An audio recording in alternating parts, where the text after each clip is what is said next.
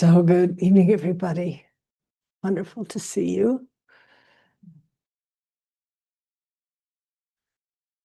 It appears as though the snows will be gifting us. And I think many of us who have spent many winters here in Santa Fe feel some kind of relief.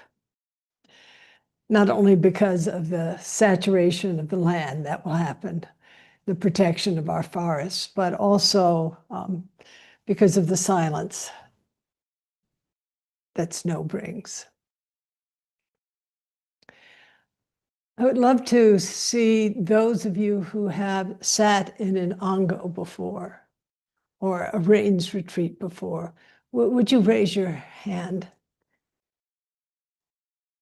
That's pretty good, pretty wonderful. Thank you.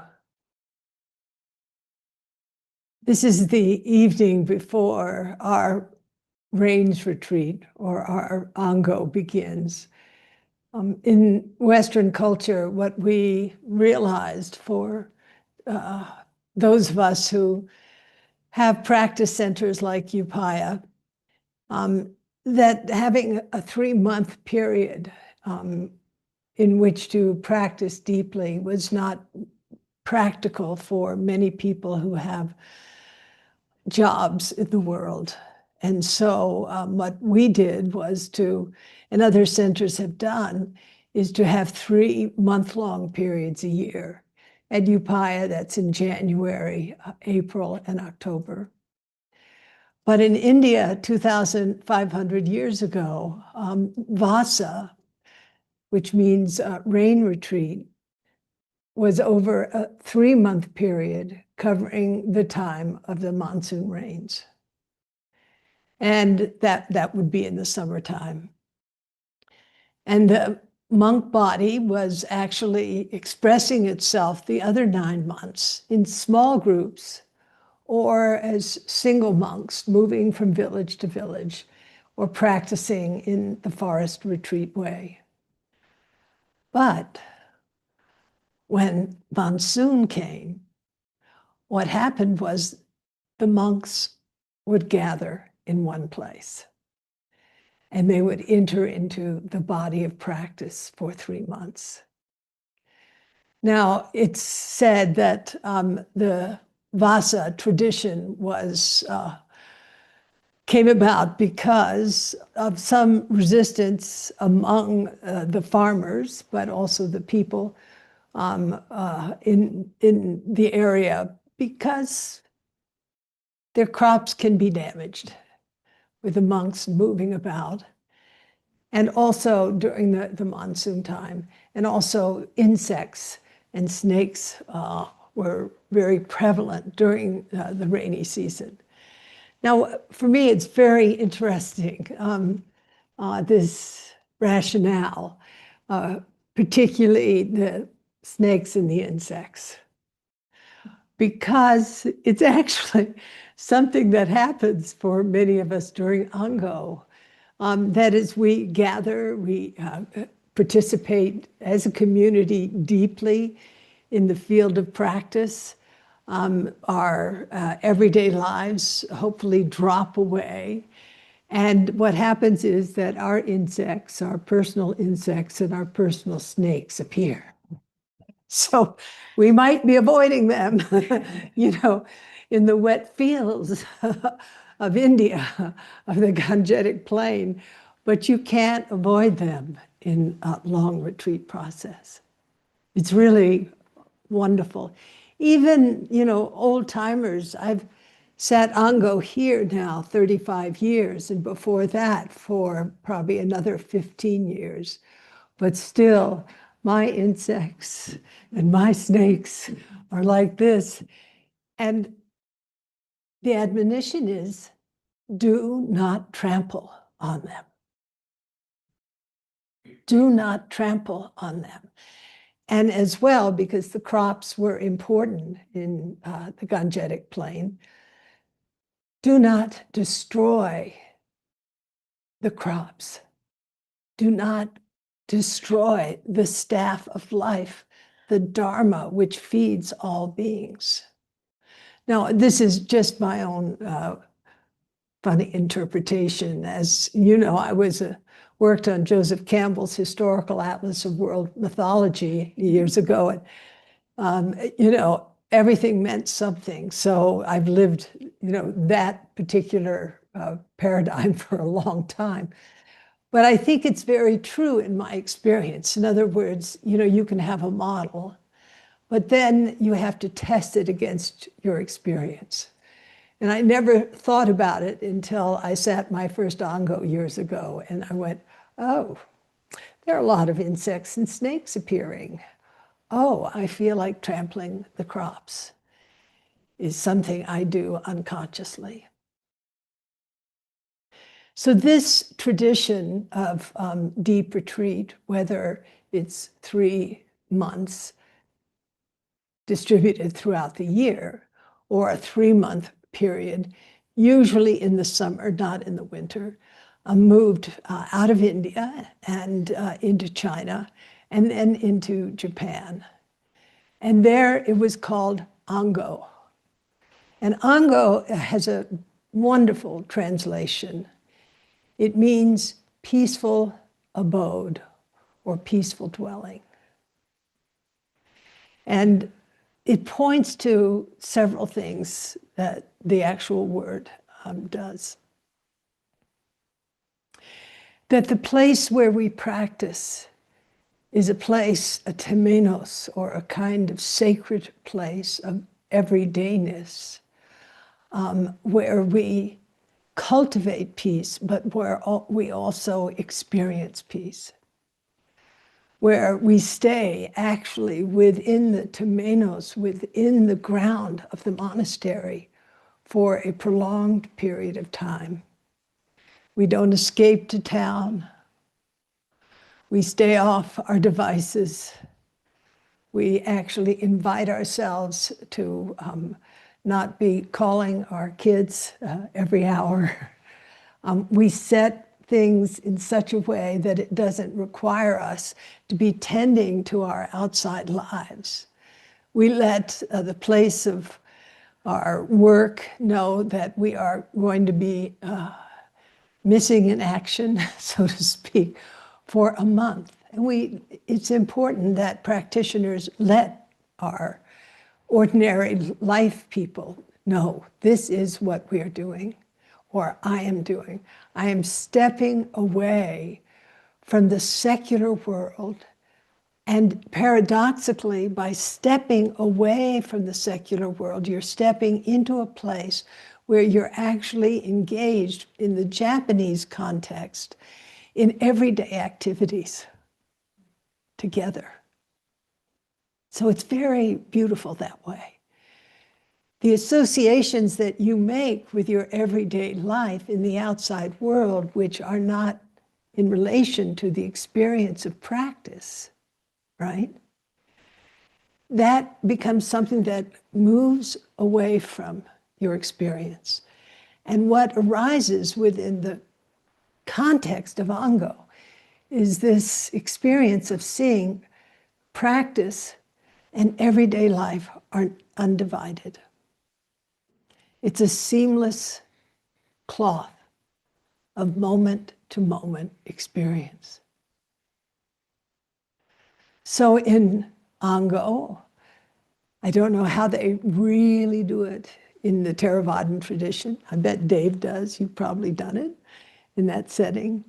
But in the Japanese Zen tradition, the integration of ordinary activities, like just walking about the monastery grounds, or cutting the vegetables, or cooking the rice, or working in the garden.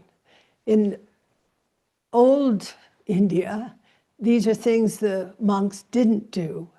But in China, and then in Japan, the integration of everyday activities that supported life was considered to be essential and ethical.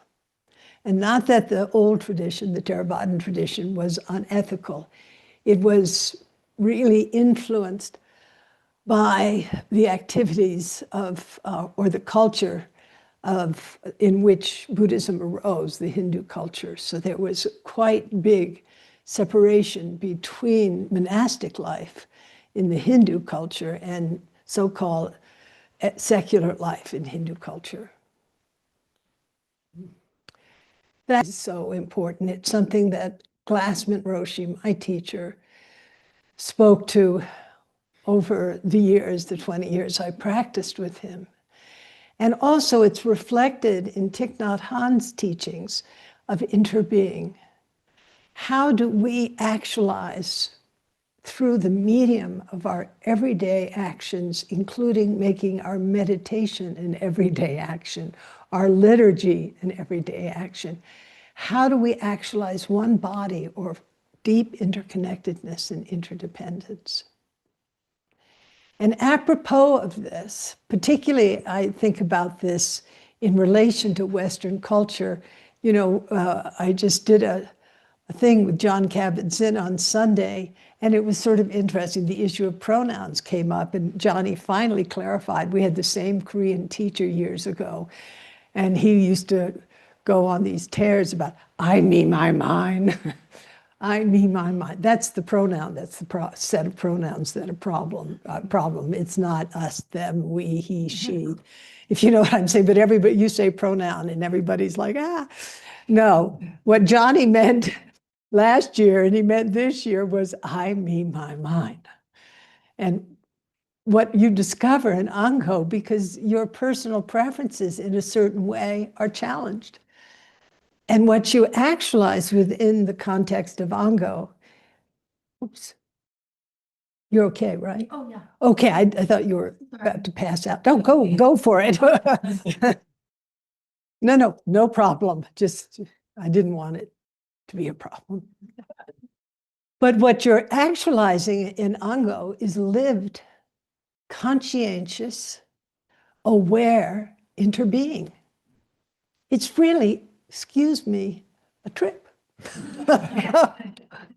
It's absolutely fascinating. But because we're so deeply conditioned to have a preferential mind, the I, me, my, mine way, this is how the rice should be cooked. This is this and that, and all our preferences about bowing, about when we enter the zendo, if we go to the zendo, how we relate to each other, are so based for Western people, but I can tell you I've spent a lot of time in Asia. It's not just us. Sorry. In this world of the I, me, my, the pronouns, those four things, I, me, my, mine. My zafu. I want it this way. It's all about me, my problems, and so forth. This is mine.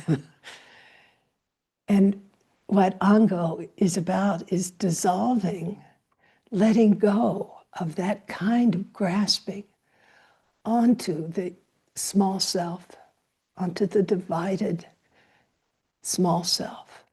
So important. And so in the experience of Ango, one of the things that is so clear is how precepts are lived. In other words, we actualize non-harming. Whatever speech we engage in is speech that is kind. We might be tired, but we don't lay our grumpiness on others. We don't say unkind things about others. We don't engage in third-party communication. We don't speak rough language. We're very conscientious about our language. Relationally, in the third precept, just to do the 5 classic, we don't have a special relationship with just one other person. Actually, our attention and care is distributed equally across the Sangha. And that equality is really important. So there's a quality of respect that is equally allocated and care that is equally allocated to everybody in the community. And I know it's a little hard for me because Wendy's my assistant, and we share a building that we're living in together. Noah and I have been at this relationship, student-teacher relationship, for 15 years. So we're very close. My tendency is to tuck my old self under the young wings of my two friends here.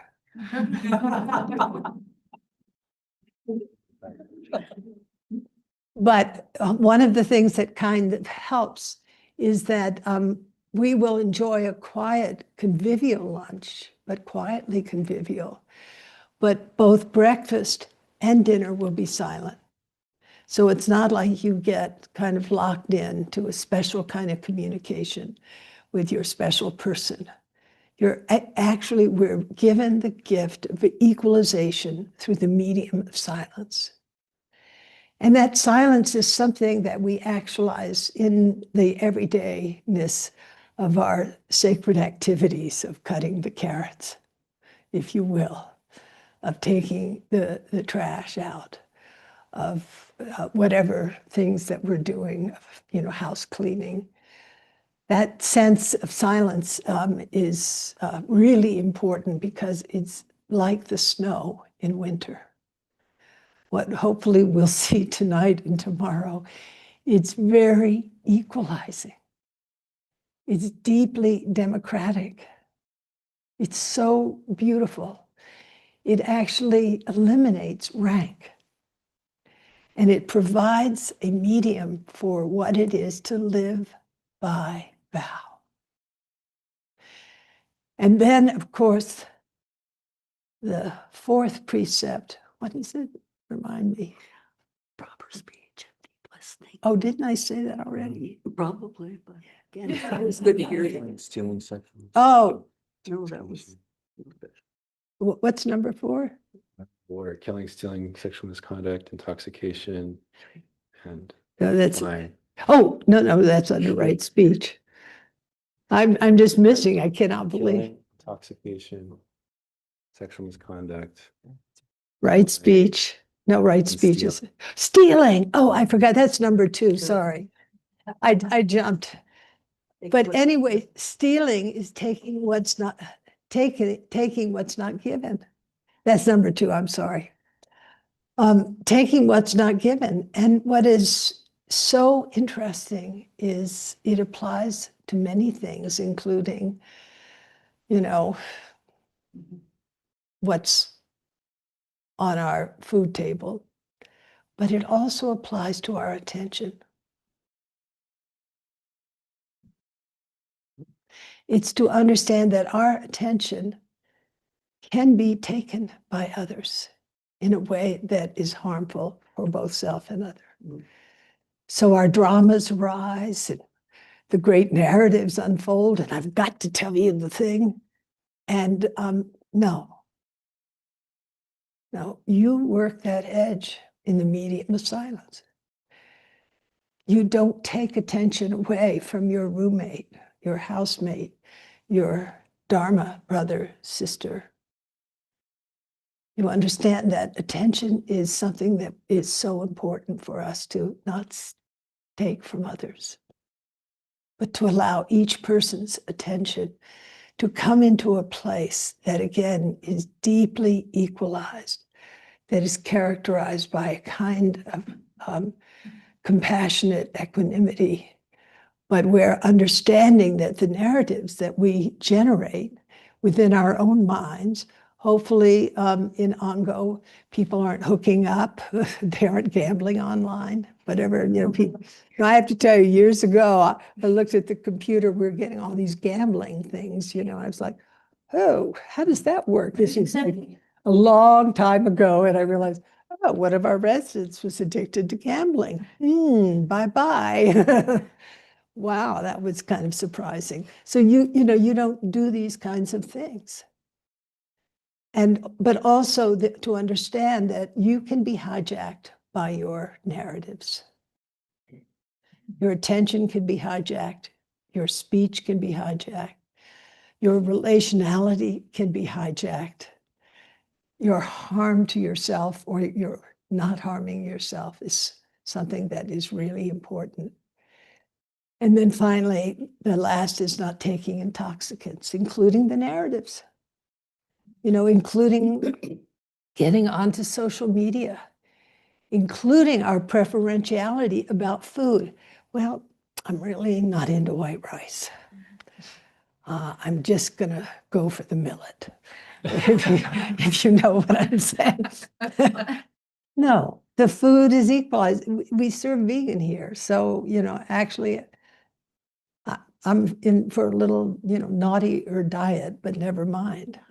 But in other words, even our preferentiality in relation to our food choices and our pickiness and preparing special little dishes, that is also number 5. That is also taking a poison. It's really interesting to live by vow. Really important. And what happens in the context of Ango, of peaceful dwelling, is you see how unpeaceful you are, if you know what I'm saying. Because the peace is not only the space that we co-create together and that we are dedicated to as we will make that vow tomorrow night, but it's also between our ears and how we are with each other. The last thing, and my colleagues are here, but I say one more thing. But Please. thank you. The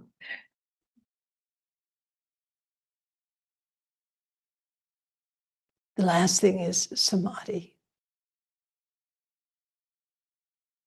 We're so hijacked. Our attention is so hijacked by distractions because we don't want to bear witness to what is arising within our own experience and to the context of relationality that we're building in the Ango experience. It's really powerful to see how our samadhi is unavailable to us. That is the connection, the deep connection with things just as they are, deeply aligned just as they are. Bringing our full attention to whatever it is that we're doing. And for me, the deep value of Ango, one of the deep values of Ango, not the only one, is characterized by the Japanese phrase, Mujo do no Taigen. And that's frequently translated as actualizing the way in our everyday life. That when we leave Ango for having actualized the way in our everyday activities with, through, and through each other, we bring that sensibility possibly forward into the rest of our lives.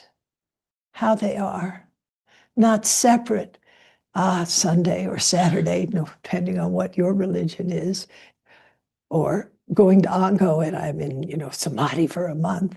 Then out there, I'm just bad-mouthing everybody or just, picking and choosing. No.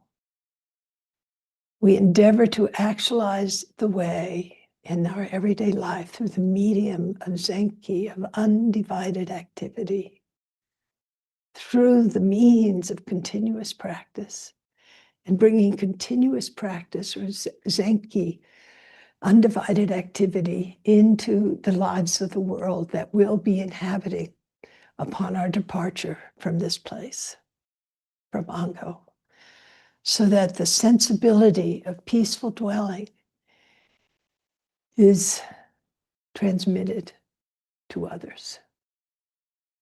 And in a world that is so fragmented, that is really, it's worse for me than fragmented. I want to say what is happening in our world today in many quarters, not all, for me feels horrifying. But I do not want myself to be hijacked by fear. I want my actions in the world to reflect realization of practice. I hope we all share that sensibility. In a way, you could call it paying it forward. You're here doing non-doing, being. And then when you leave the temenos, the sacred space, this consecrated environment, you see the whole world as an environment that is sacred, even the worst of the charnel grounds that we're experiencing now. So I wanted to share these few reflections with you on the eve before we begin. I think many of you are going to be sitting with us online and quite a few on site, about 40 of us on site. And even if you're not with us online or on site, maybe a seed of this can be planted in your life to know that practice and our everyday lives are not separate. And that affording yourself a time for an exhale, a deep letting go, where samadhi, where oneness is encouraged, is a gift not just to yourself or to the immediate community, but to the wider world. Thank you. So, Wendy La. Good evening. I come as a really grateful. Am I? No. No. Yeah. Oh. Oh.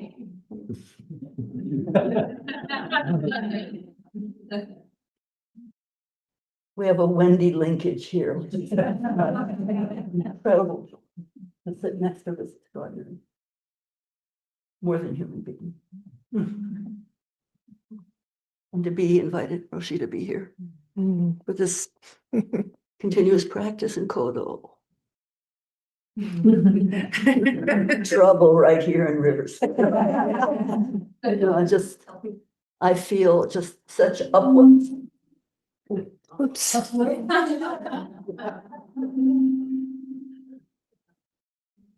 Oh, your thing fell. That's.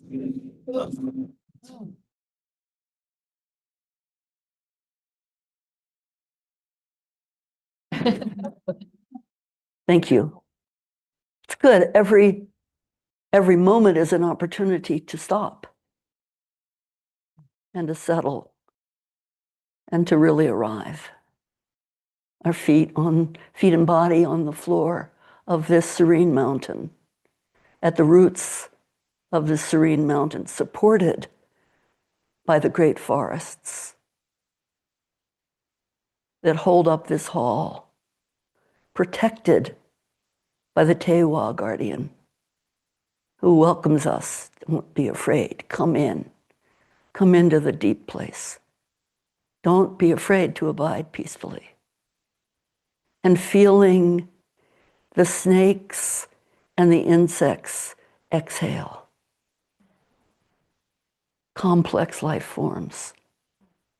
And we, the manifest consumers of it all. While everything is being created and coming apart to support this extraordinary life. I am not this. This is not mine. This is not myself. In the Buddha's words, I am not this. This is not mine and not myself. And yet, I can abide peacefully in turbulent, terrifying times. January, Janus, the god of doors. Janus looks both ways. To the living prosperity of the world and to the great majority at our backs. And this is a place where we honor and welcome the dead. They're always with us. And want to speak fresh, those who have passed and are in harm's way are welcome. And we are grateful guests in this ancestral, contemporary, absolutely unceded territory of the ancient ones. I feel it coming in with immense gratitude and humility. We're earth cherishing, as Roshi always says, earth cherishing life. To really let ourselves settle so that the wider world can come up in us, through us, for us. And we can feel the support and the courage that we carry in these times. And the gestures in this room, if you look at the figures in this room, their hands and bodies are moving with such grace and flow. And traditionally, the earth-touching mudra, Sparsa Bhumi, touching the earth and asking the earth to open so bodhisattvas can pour out and help us remember who we are. And then the gesture of holding up naked, blank, open palm. I have no weapons. I put my weapons down. I lay down my arms. And you know, during this time, January 31st until April 4th, many of us worldwide and in practicing worlds take a time of nonviolence and a vow of nonviolence. From the time that Mahatma Gandhi was assassinated in his garden in the end of January to Dr. King's death in Memphis, Tennessee in April, really paying attention. It's a kind of Ango, kind of rains retreat, kind of time, not our time, where we both hold the truth and consequence of living outside the law. And then vow to be present in a fresh way. And not just sitting or walking or eating peacefully, but also generating stillness and silence.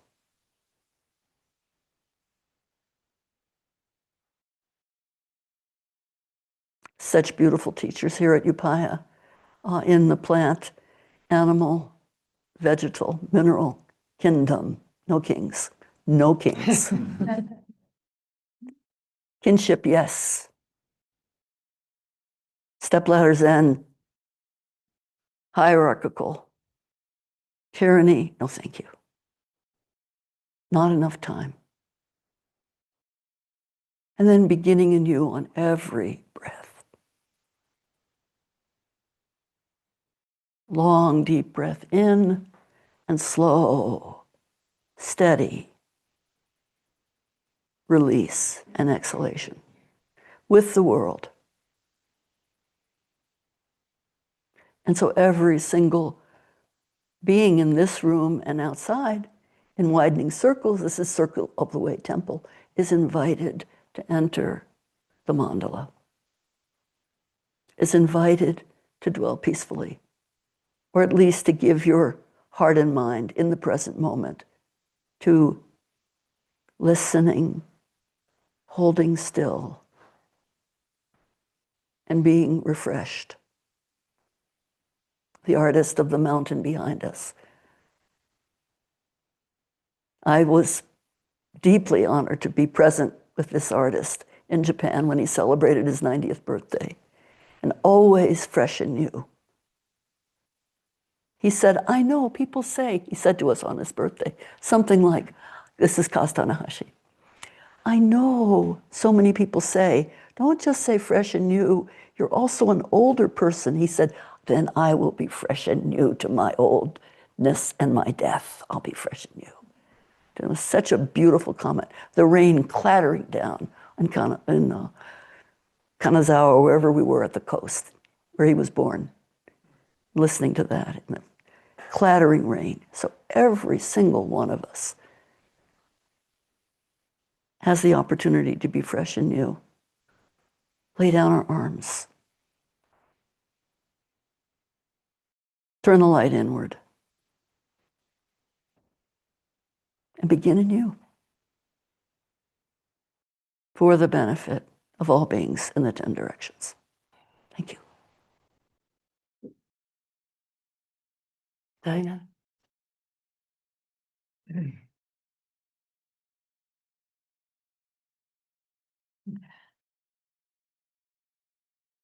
I was reflecting today about the upcoming Ango and all the other Angos that I've done here at Upaya. And what Roshi said about paying it forward really resonated with me because the word Ango, usually translated as peaceful abode, in the Chinese word an or an,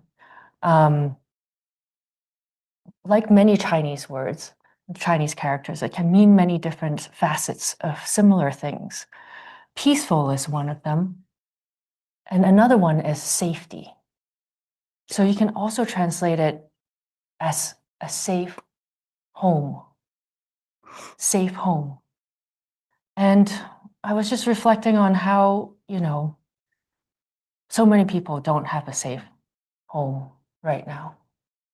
And, the safe home is not just the space here, and that's very important, but also, like Roshi said, is the community, the vow of nonviolence between each of us, creating that safety. Another safety comes from the schedule. This one took me a long time to get, actually. I remember the first few Angos I did, mostly during the beginning of the pandemic, and coming from living in the city, coming from living in New York, living in San Francisco, there's always something to do. And there was this piece of me that's always restless, always like, how can I sneak out? Okay, maybe I can just go over there for a bit and no one will know. Maybe I'll sneak my phone out for a little bit and, talk to my friends. It's okay. But it's really that kind of structure.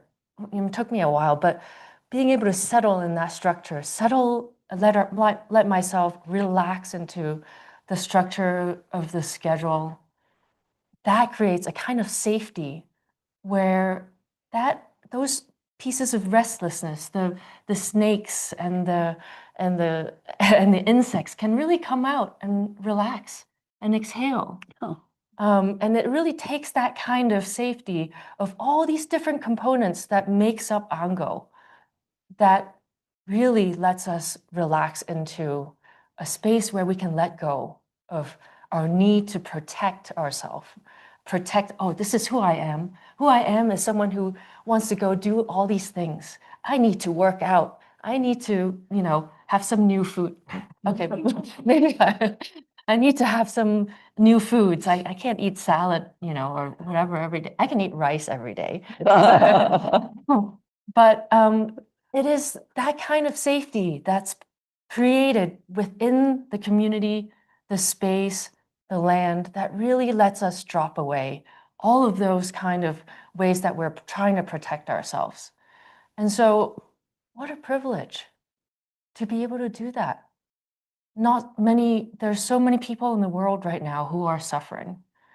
And how do we pay it forward, as Roshi says, and really settle into this kind of practice, really let ourselves recognize our privilege, not to, ignore it, but recognize the privilege, and then to be able to bring that out. So that safety, the other facet of that word, is also so important, and to know that we are safe here to be able to let go. So That's good. thank you.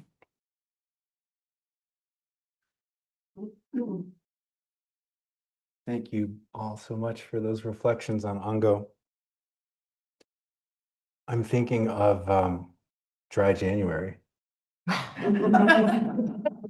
and how it's has this synchronicity that there's this moment of fresh beginnings because of the solar new year. And many people, after some rowdy holidays, might feel like, you know what, I got to give up drinking. at least for January. And so there's this whole cultural movement, which is actually really beautiful. We have this moment of renunciation kind of built into our culture, modern culture. I wonder how many people are doing some form of renunciation for January or have a resolution about they're going to give up something that's not right. Okay. Oh, I thought there'd be more, but and it strikes me that Ango, specifically this peaceful dwelling, is a time, like you said, when we give up something. We give up attachments to, the 5 poisons. We follow the precepts, which are all ways of giving something up. And it makes us ask the question, what am I willing to give up to have peace in my heart? And then on the worldwide scale, what are we willing to give up to have peace in the world? Because the wars that are happening out there, the wars that are happening in here, the Buddhist hypothesis is it's coming from grasping. It's coming from wanting something else, from clinging to something. And only through giving up that thing can we actually have peace. And so for many of you here and online, maybe you're not in our winter Ango. And that's, of course, fine. But what we'd love to do is for you to take the seed, as Roshi said, and even if this is the only thing you experience here, maybe it's a seed of what can I give up to find peace in my life, or what do I need to give up, even if you don't actually do any kind of dry January. But if you're at all interested in joining online, our whole winter practice period will be online, and this year is going to be really fun because we're doing the Tenzo Kyokun, or the instructions to the cook. And I don't, to my knowledge, we've never done this text before. So thrilling. We're This doing text, yeah. and it's all about Mujo Dono Taigen, actualizing the way in everyday life. Dogen has this amazing realization about how studying the sutras and meditating is not Dharma necessarily, if you're not in the kitchen cooking the food, as the Tenzo. And so if you're online, or if you're here and you'd like to join online for the talks that we're doing, for all of the practices, we're sitting at least 3 times a day, or 3 times. Yeah, we're sitting 3 times a day, many days 4 times a day. During the Zazen Kais on Saturday, like 8 or 9 times, all day. And then the sesshin at the end, where we have a full 5 days of sitting. And so that'll be online anytime you want to drop in and feel where we're at, this community here. If you're not in this community and you just want to get a little hit of peace, you can join.